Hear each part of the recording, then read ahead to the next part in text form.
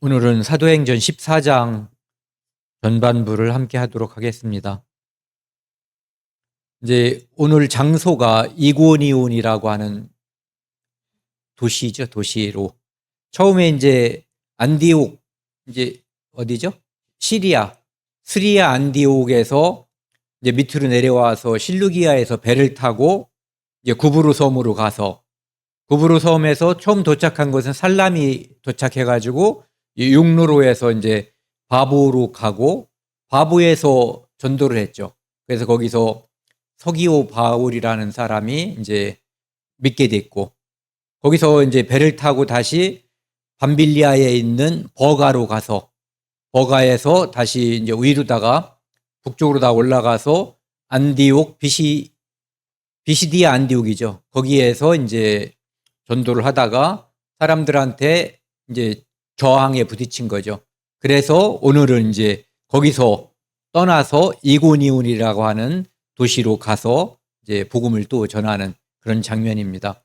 지금 우리가 이제 함께하는 13장, 14장은 그 사도 바울, 바나바와 함께한 그 1차 전도 여행이라고 흔히 이름 붙이는 그 전도에 대해서, 여행에 대해서 함께 나누고 있습니다. 1절에 보면은요, 14장, 이에 이고니온에서 두 사도가 함께 유대인의 회당에 들어가 말하니 유대와 헬라의 허다한 무리가 믿더라. 그러니까 이 두 사도는 이제 바나바하고 사울, 나중에 이제 바울이라고 불리죠. 그 둘이 이제 이고니온에서 전도하는 거예요. 근데 유대인의 회당에 들어가, 그러니까 전도 본부는 일단은 유대인의 회당이었어요. 유대인들이 분포한 곳에, 유대인들이 흩어져 사는 곳에는 일단은 유대인들 전도가 1차 목표예요. 비록 이방인들에게 전도하기 위해서 하나님이 세운 사도 바울이지만, 이방인의 사도라고 하지만 먼저는 유대인의 회당에 늘 들어갔던 것 같아요. 그래서 유대와 헬라의 허다한 무리가 믿더라. 그리고 그러나 믿는 사람만 있는 건 아니죠. 오늘날에도 그렇고요. 순종하지 아니하는, 믿지 아니하는 유대인들이 이방인의 마음을 선동하여 형제들에게 악감을 품게 하거늘. 믿은 사람도 있고 믿지 않은 사람들도 있는데 믿은 사람에게조차도 악감을 품게 하는 거예요.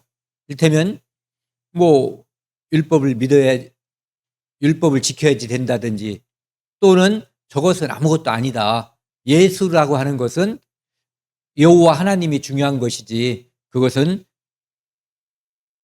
결국 그 사람은 죽었다. 죽었기 때문에, 피 흘려 죽었기 때문에 복음이 있는 건데 죽어서 실패했다는 것을 강조했을 수도 있어요. 네. 그래서 악감을 품게 하는데, 에덴 동산에서 사탄이 활동한 것처럼, 예수님 당시에도 마귀가 활동한 것처럼, 이 당시 이제 제자들이 복음을 전할 때도 마귀는 늘 함께 하는 거예요. 그래서 그것을 방해하는 거죠. 그리고 그 마귀들은 죽지 않았잖아요. 그래서 우리도 오늘날 복음을 전할 때 방해를 받고 있는 거죠. 그놈인 거예요. 그러니까 악한 영이 그때도 지금도 복음을 방해하는 거예요. 그래서 우리가 그것을 이겨야지 되는 거죠. 포기하지 않고 끝까지, 악감을 품게 하는 거죠. 두 사도가 오래 있어 주를 힘입어 담대히 말하니, 이 사도행전을 전에 이제 몇 번 말씀드렸잖아요. 성령 행전이라고 한다고. 그래서 어느 곳에 얼만큼 머물지, 그곳에서 더 머물지, 또 떠나서 다른 곳으로 이동할지, 이것을 결정하는 것은 성령께서 하시는 거예요. 여기서도 이렇게 방해자가 비록 있지만 두 사도가 오래 있거든요. 다른 곳에서는 방해가 있으면 금방 떠나서 다른 곳으로 가는 경우도 많이 있죠. 그래서 성령 행전이라고 하는 이유가 바로 이런 데 있는 거예요. 담대히 말하니 주께서, 여기 잘 보세요. 저는 여기를 여러 번 읽었을 텐데 이 부분을 처음 발견했어요. 그러니까 건너머서 읽었던 것 같아요. 주께서, 한번 3절을 같이 읽어볼게요. 두 사도가 오래 있어 주를 힘입어 담대히 말하니 주께서 그들의 손으로 표적과 기사를 행하게 하여 주사 자기 은혜의 말씀을 증언하시니. 여기 보면은요, 성령 행전임을 우리가 또 한 번 확신할 수 있는 것이 사도들이 복음을 전했어요. 그건 분명한 거잖아요. 그런데 누가가, 사도행전을 기록한 누가가 이렇게 말하고 있어요. 주께서 자기 은혜의 말씀을 증언하시니. 누가 했어요? 네, 하나님이 하신 거예요. 성령이 하신 거예요. 사도들이 했지만 그 뒤에 주관자는 성령께서 하신 거거든요. 주께서 하신 거예요. 그래서 그들의 손으로 표적과 기사를 행하게 하신 분도 성령이시고 은혜의 복음을 증언하신 분도 그분이 하신 거예요. 이제 위에 나와 있는 두 사도 바나바와 바울은 그 복음을 전하는 도구로 사용된 거죠. 그 시내의 무리가 나뉘어 유대인을 따르는 자도 있고, 즉 반대하는 편에 서는 사람도 있고 두 사도를 따르는 자도 있는지라. 이게 운명을 가르는 거예요. 어떤 사람은 그 당시에 그것이 자기의 운명, 그 가족들의 영원한 운명 또는 그 민족의 영원한 운명을 좌우하는 것을 알지 못했을 거예요. 저도 처음에 제가 복음을 받아들이고 구원을 받은 그날, 그것이 저는 굉장히 좋고 기뻤어요. 너무너무 행복했죠. 그런데 그것이 우리 가족들 그리고 제가 아는 사람들에게 그런 일들이 그 후에 벌어져서 그들에게도 그런 영광스러운 복음이 그들의 삶을 이렇게 좌우하고 바꿀 거라는 것은 그 당시에는 몰랐었던 거거든요. 그래서 이들도 이렇게 복음이 들어가면은 늘 나뉘게 돼요. 믿는 사람과 믿지 않는 사람, 복음에 순종하는 사람과 복음에 순종하지 않는 사람으로 나뉘게 되는 거죠. 아까 말씀드린 것처럼 여기 스리아 안디옥에서 출발해서 여기까지 걸어갔겠죠.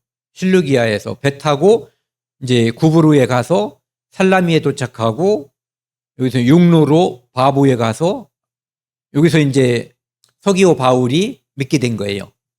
그 다음에 배 타고 버가에 가서 버가에서 비시디아 안디옥으로 갔는데 이곳에서도 저항이 많았죠. 물론 믿는 사람들도 많았지만 이제 저항하는 자들이 있어서 여기 14장에는 이고니온에 13장 후반에 나오잖아요. 51절에 이고니온으로 갔고 이고니온에서 이제 복음 전하는 것이 14장이죠.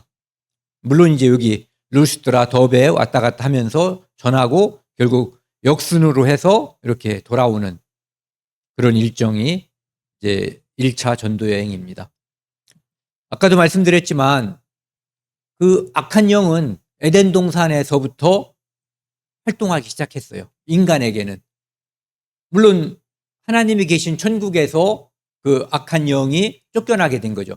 그곳에서 반역을 했고 그 반역을 이제 꽃피운 것이 이 땅에서 에덴 동산이라고 볼 수가 있는 거죠. 그래서 먹지 말라고 했고 하나님께서는 먹는 날에는 반드시 죽는다고 명확한 경고를 한 거거든요.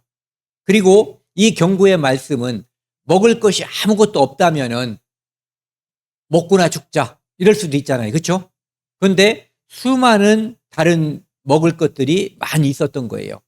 그런데 이 뱀이 사탄이 여자를 유혹한 거죠. 여기 보면은 내가 먹는 날에는 하나님은 누구에게 말했냐면은 아담에게 말한 거예요. 그때 이 말씀을 하실 때 하와는 아직 탄생하지 않았어요. 그런데 뱀은 사탄은 누구에게 접촉을 시도했냐면은 하와에게 한 거죠. 직접 듣지 않은 사람에게. 그래서 오늘날에도 그 이단에 빠지고 잘못 듣는 사람들은 하나님의 말씀을 진리로 복음을 제대로 듣지 않은 사람들이라고 봐야 될 거예요. 복음이 이 마음속에 진짜로 믿어진다면 그 거짓말, 내가 예수라고 하고 내가 하나님이라고 하는 그 어이없는 거짓말에 속을 수가 없잖아요. 사람인데. 그래서 뱀이 여자에게 너희가 이렇게 쳐주죠. 너희가 결코 죽지 아니하리라. 너희가 그것을 먹는 날에는 눈이 밝아져 하나님과 같이 되어 선악을 알 줄 하나님이 아심이라.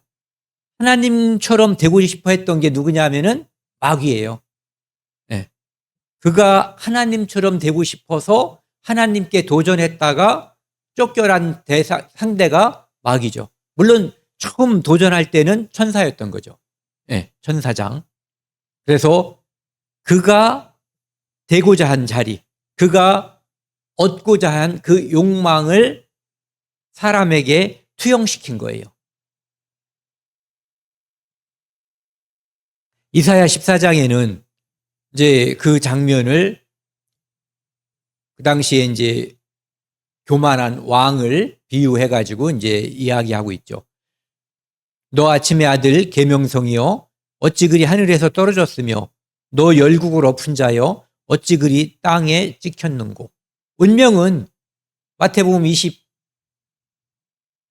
25장 41절에 나와 있는 것처럼 그는 지옥으로 가게 돼 있는 거예요. 그래서 어찌 그리 땅에 찍혔는고. 여기도 보면은 맨 밑에요. 내가 스올 곧 구덩이 맨 밑에 떨어짐을 당하리로다 이렇게 돼 있거든요. 그래서 그는 내가 마음에 이르기를 내가 하늘에 올라 하나님의 뭇별 위에 내 자리를 높이리라. 하나님 자리에 자기가 앉겠다는 거예요. 내가 북극 지피의 산 위에 앉으리라. 하나님 자리에 앉겠다는 거죠. 같이 읽겠습니다. 14절은요. 가장 높은 구름 위에 올라 지극히 높은 자와 같아지리로다. 먹는 날에는 내가 하나님처럼 된다라고 한 말을 자기가 원했던 그 자리, 그것을 인간에게 욕심을 집어넣어 가지고 범죄하게 만든 거죠.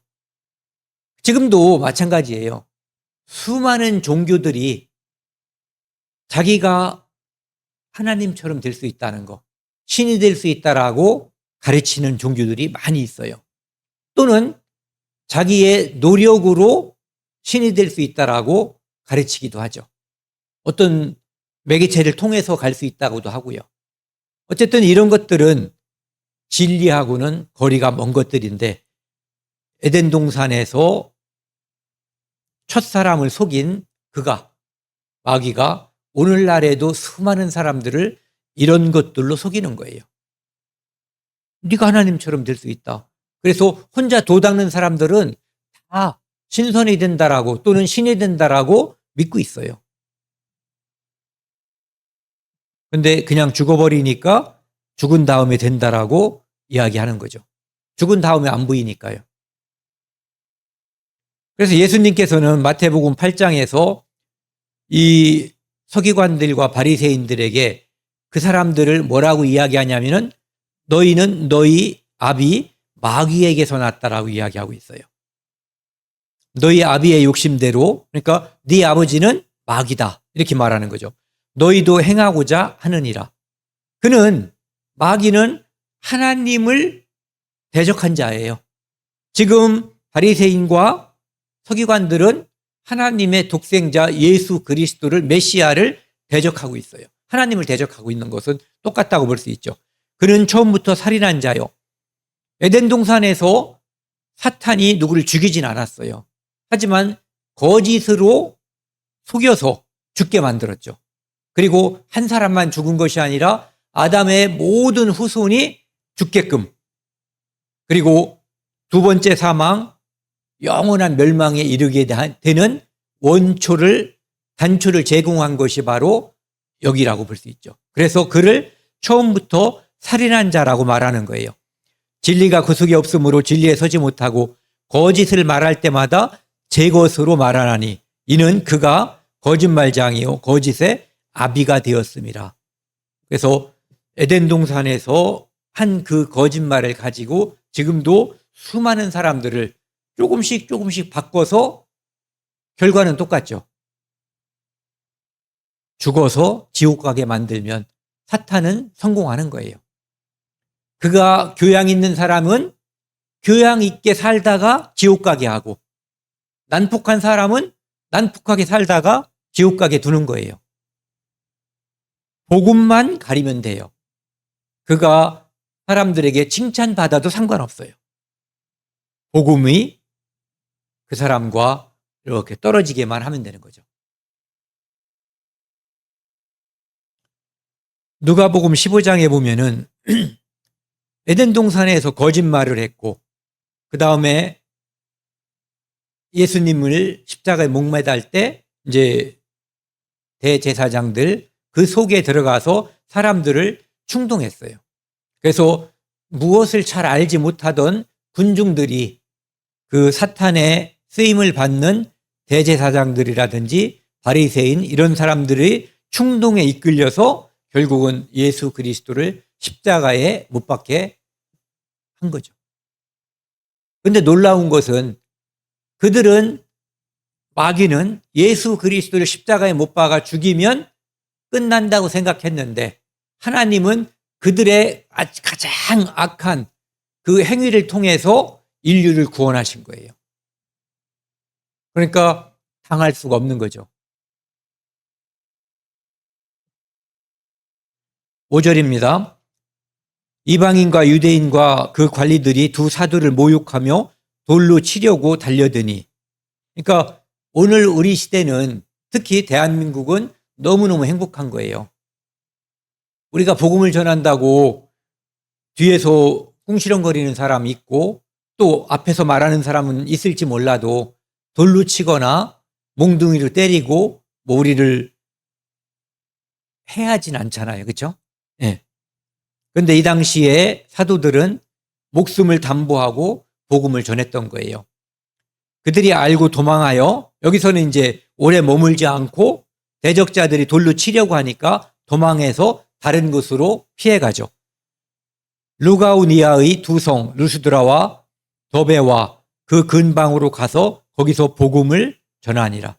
그러니까 어디에 가서 있든 그들은 복음을 전했다는 게 중요한 거예요. 그들이 쫓겨가든 자발적으로 가든 그들이 가는 곳에는 복음이 활짝 열려 있었어요. 복음을 그들이 전해서 받아들이는 사람들이 많이 있었던 거죠. 예레미야 20장 9절을 보면은요, 그 예레미야 선지자는 그 말을 하는 게 너무너무 힘들었어요. 어떤 말이냐면은 하나님의 백성이잖아요. 자기 자신도. 그런데 바벨론에게 항복해야지 살 수 있다. 성전이 파괴된다. 잡혀가면 그곳에서 순종하고 오래 있을 거니까 애 낳고 그곳에서 살아라. 이 말이 그 당시에 예레미야는 복음이었어요. 왜? 바벨론에게, 느부갓네살에게 저항하면 누구든지 다 죽여버리니까요. 근데 예레미야는 그 당시에 자기를 믿지 않고 심지어 때리고 죽이려고 하고 친구들조차도 자기를 믿지 않았어요. 하나님께서 하신 말씀이라는 것을 믿지 않았던 거죠. 그러니까 마음속에 깊은 해안이 맺혀 있었을 거예요. 나는 그들을 사랑하는데 그들은 나를 대적하고 죽이려고 하잖아요. 그러니까 이런 마음도 생기는 거죠. 내가 다시는 여호와를 선포하지 아니하며 나를 죽이려고 하는데, 나는 그를 살리려고 말하는데 그는 나를 죽이려고 한단 말이에요. 그의 이름으로, 여호와 하나님의 이름으로 말하지 아니하리라 하면 그것으로 끝나는 게 아니라 사도 바울처럼 자기 동족들에게 복음을 전하지 않을 때 마음속에서 깊은 것이 막 올라왔잖아요. 그것처럼 예레미야도 나의 마음이 불붙는 것 같다고 돼 있어요. 골수에 사무치니 답답하여 견딜 수 없나이다. 오늘날 우리 시대에 우리가 싫어하는데도 포기하지 않고 끝까지 복음을 전하는 것은 똑같은 마음이에요. 다만 예레미야가 전한 것은 우리가 전하는 복음과 내용은 다르지만 그 심정은 거의 같다라고 볼 수가 있는 거죠. 8절입니다. 루스드라에 발을 쓰지 못하는 한 사람이 앉아 있는데 안진뱅이라고 볼 수가 있죠. 나면서 걷지 못하게 되어 걸어본 적이 없는 자라. 바울이 말하는 것을 듣거늘 바울이 주목하여 구원받을 만한 믿음이 그에게 있는 것을 보고 바울이 말하는 것을 다른 사람들보다 특히 더 잘 들었던 것 같아요. 그러니까 바울이 특이하게 생각이 들었던 거죠. 그러니까 바울이 주목한 거예요, 그 사람을. 그곳에 이 사람만 있었는지 다른 사람들도 있었는지 모르지만은 어쨌든 이 사람에게 주목을 해야 될 만큼 그 사람은 바울이 말하는 것을 최고의 관심을 가지고 들었던 거예요. 그러니까 구원받을 만한 믿음이 그에게 있는 것을 보고 복음이 전해질 때 우리가 그런 눈치를 조금 챌 수 있거든요. 아, 이 사람은 복음을 쉽게 받아들이겠구나. 왜냐하면 그 사람에게 복음을 전하려고 할 때 어떤 이야기를 쭉 하면은 관심을 가지고 질문하는 것이 어떤 사람은 자기가 잘난 것을 증명하기 위해서 뭔가 말을 하는 사람들도 있고 전하는 사람을 모욕하기 위해서 말하는 사람들도 있고 그런데 정말 궁금해서 어찌할꼬 내가 모르는데 나를 좀 잘 알려줬으면 좋겠다라는 그런 심정이 그 말 속에 표정 속에 묻어나는 사람들이 있거든요. 그러니까 믿음은 들으면서 나고 들으면 그리스도의 말씀으로 말미암는 거잖아요. 그러니까 그 듣는 태도를 듣는 그 사람을 보고 아, 이 사람은 구원받겠구나 라고 사도 바울이 생각했다는 거예요.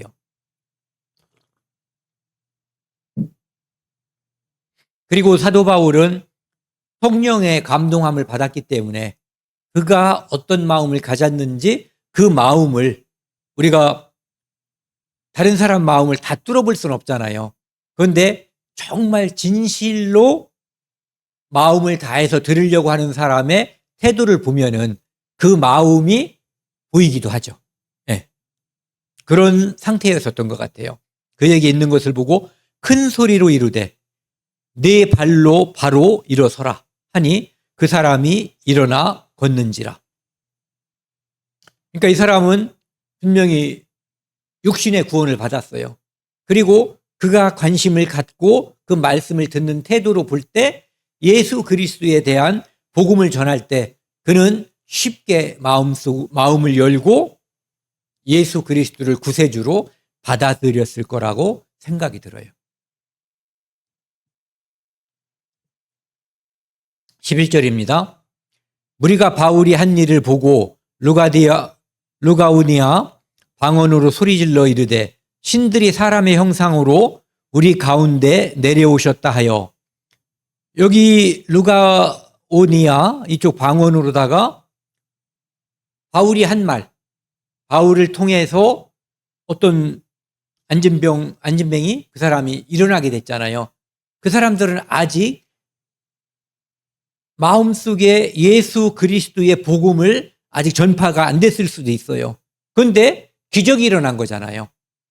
그 기적을 보고 이 사람들은 아, 신이 나타났구나. 우리의 신이 나타났다라고 생각을 한 거예요. 신들이 사람의 형상으로 우리 가운데 오셨다 하여. 바나바는 제우스라고 부르고 바울은 그 중에 말하는 자이므로 헤르메스라고 하더라. 그러니까 그 당시에 제우스 신, 그 다음에 헤르메스 신, 이 두 신이 그들 중에 내려와서 이런 이적을 보여줬다라고 그 사람들은 루가우니아 사람들은 생각을 한 거예요. 왜?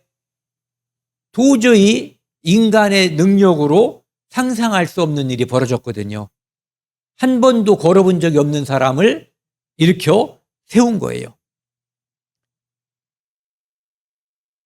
제우스 신당의 제사장이, 이 소문이 이제 급격히 퍼지니까 제우스 신당이 이 도시에도 있었던 것 같아요. 거기에 있는 제사장이 소와 화환들, 꽃다발을 들고 가지고 대문 앞에 와서 무리와 함께 제사하고자 하니, 누구한테 제사하려고 그러는 거예요? 바나바하고, 그러니까 제우스하고 헤르메스에게 제사를 원래는 드리는 건데, 지금은 바나바가 제우스의 모습으로, 아니 제우스가 바나바의 모습으로 나타났다고 생각하는 거고, 헤르메스가 바울의 모습으로 나타났다고 생각을 하기 때문에 제사장이, 이 손은 저기잖아요, 헌물이잖아요. 그걸 가지고 와서 그에게 헌신, 제사를 지내려고 하는 거예요. 여기 보시면은 이 바나바, 제우스라고 하는 것은 그리스에서의 신이에요. 로마 신화에서는 주피터라고 하는 거고, 그 다음에 헤르메스는 그리스에서는 헤르메스고 로마 신화에서는 머큐리라고 하는 거죠. 그런데 어쨌든 제우스 신이 바나바로 현현했다고 생각하는 거고, 헤르메스가 바울로 나타났다라고 그 사람들은 지금 생각하는 거예요. 그래서 제우스는 최고의 신이고 위엄을 상징하고 정적인 주관자예요. 그러니까 최고의 신은 막 나대지 않는 거예요. 애들이 말하면 애들이 하는 거죠. 어떤 애? 이렇게 헤르메스가 하는 거예요. 그래서 헤르메스는 전령이고 말하는 사람이, 웅변하는 사람. 그러니까 바울이 말을 했기 때문에 바울은 헤르메스라고 불렀던 거죠. 그리고 그는 정적인 주관자가 시키면 움직이는 동적인 수행자였던 거예요.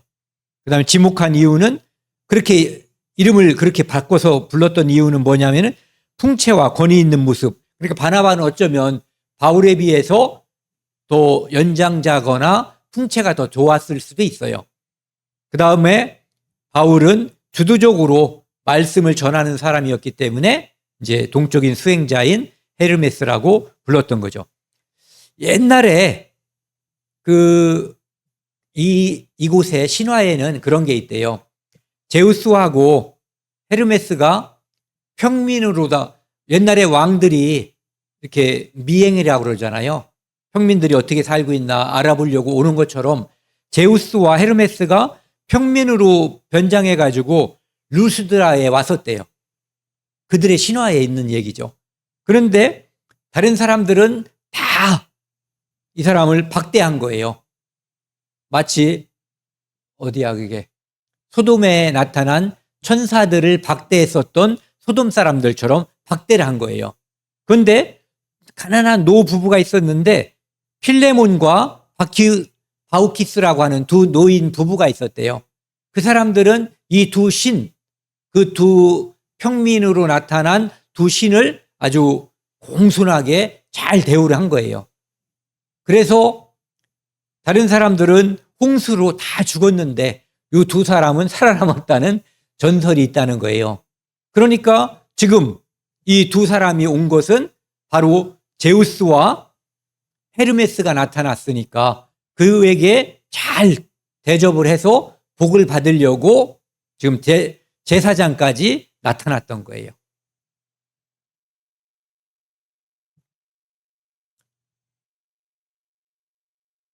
14절입니다.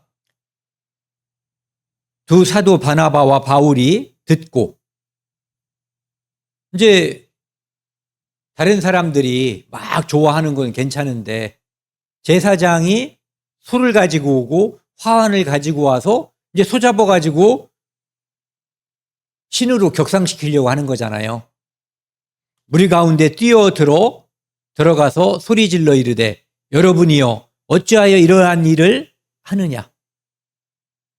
자기는 하나님을 높이는 자이지 하나님의 자리에서 섬김을 받는 자가 아니라고 하는 것을 이야기하는 거죠. 지난번에 헤롯이 자기가 목소리가 신의 목소리라고 했는데 자기를 낮추지 않고 그 대접을 다 받아서 벌레 먹어서 죽었다 그러잖아요. 그 모습과는 다른 모습이죠. 그래서 우리도 여러분과 같은 성정을 가진 사람이다. 우리가 전하는 것은 예수 그리스도고 우리는 여러분과 똑같이 사람이지 섬김을 받는 자가 아니다. 우리가 섬겨야 될 존재는 하나님과 예수 그리스도임을 이제 이야기하는 거죠. 여러분에게 복음을 전하는 것은 이런 일, 잘못된 숭배, 잘못된 섬김을 버리고 올바로 하나님을 섬기고 올바로 예수 그리스도를 믿으라고 말하려고 지금 여기에 온 건데 우리를 섬기면 되겠냐라고 이제 반문하는 거죠. 이런 헛된 일을 버리고 천지와 바다와 그 가운데 만물을 지으시고 살아계신 하나님께로 돌아오게 함이라. 그러니까 복음을 전하는 이유가 바로 이런 거죠. 천지와 바다와 그 가운데 만물을 지으시고 살아계신 하나님께로 돌아오게 함이라. 이 돌아온 사람에게는 복음이 전해지는 거예요. 예수 그리스도예요. 이 사람들은 지금 어느 신이 참신인지 자기들이 생각하는 제우스 또는 헤르메스가 신이라고 생각하는 거예요. 그러니까 그것은 신이 아니고 좀 전에 안진뱅이를 일으킨 그 신, 참신은 여호와 하나님이다라고 하는 것을 이야기하는 거죠.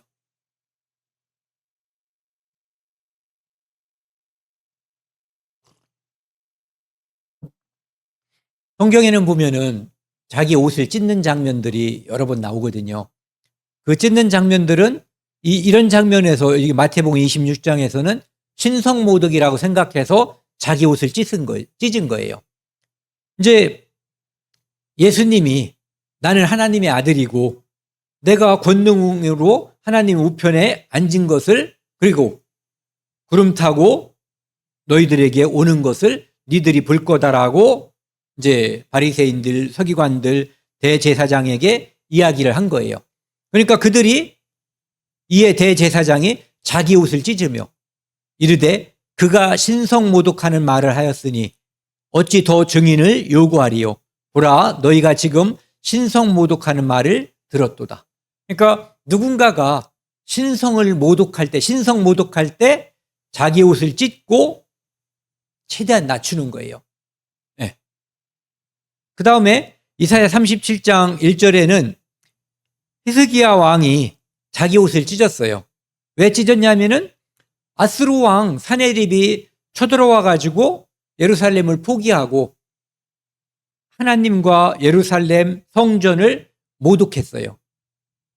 그러니까 그것을 보고 이제 신성모독한 거죠. 그때 바짝 이제 엎드린 거죠. 그리고 하나님께 의지하게 되는 그 모습을 보여주는 거예요. 그래서 그 뒤에 보면은 굵은 베옷을 입었다고 되어 있거든요. 왕은 베옷을 평상시에 입는 게 아니에요. 왕이 베옷을 입었다는 것은 가장 낮아졌다는 거거든요. 낮아졌을 때 하나님께 의지하는 그런 모습을 보여줬던 거예요. 그 다음에 민수기 14장 6절에는 그 12명이 각 부족을 대표해서 12명이 가나안 땅에 정탐을 하고 돌아왔잖아요. 그런데 2명은 뭐라고 얘기했냐면 그들은 우리의 밥이다라고 얘기했어요. 그런데 10명은 그들 앞에 우리는 메뚜기라고 얘기했거든요. 그러면서 우리가 차라리 애굽으로 돌아가자라고 이야기했을 때 그 땅을 정탐한 자 중 눈의 아들 여호수아와 여분네의 아들 갈렙이 자기 옷을 찢은 거예요. 그들은 이 두 사람 외에 다른 사람들은 하나님을 의지하지 않은 거거든요. 하나님을 믿지 않은 거예요. 그러니까 신성을 모독하는 그 장면 앞에서 그들이 전체가 다 벌을 받을 수가 있는 거예요. 그래서 여기 여호수아하고 갈렙이 자기 옷을 찢으면서 최대한 낮춘 거거든요. 그래서 신성 모독하는 장면을 본다든지 그랬을 때 자기가 낮아지는 모습으로 옷을 찢는 거예요. 여기 이제 오늘 여기까지 할 거고요. 이 장면을 다시 한번 말씀을 드리면 이렇게 안디옥에서 실루기아를 거쳐서 배 타고 구브르를 통해서 살라미에서 바보로 육로로 이동하고 바보에서 버가로 배 타고 이동하죠. 밤빌리아 버가에서. 그 다음에 안디옥에서 복음을 전했는데 이제 유대인들의 저항이 있어가지고 여기서 피해서 이고니온으로 갔고 이고니온에서 또 저항이 있어서 이제 루스드라에 가가지고 이제 복음을 전하고 여기서 이제 이 두 도시에서 복음을 전하고 이고니온으로 왔다 갔다 하거든요. 그리고 돌아갈 때는 역순으로다가 이렇게 돌아가는 거죠.